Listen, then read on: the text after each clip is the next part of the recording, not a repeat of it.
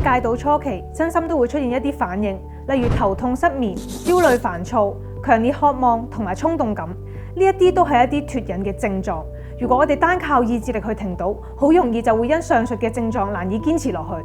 所以喺初期戒癮唔穩定嘅情況下，通常可以通過一啲強制性嘅行為措施，可以發揮到一啲好好嘅協作作用。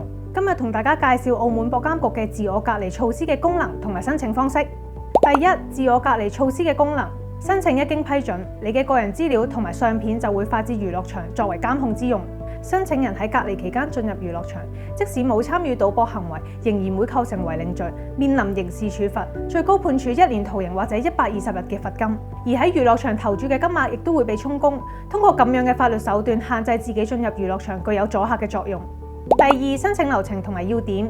建議直接帶證件同埋近照去博監局進行申請同埋現場簽名。每次申請最短半年，最長2年，可在期限結束之後再次申請。申請一經接納，如需取消，要等待約1個月嘅審批時間。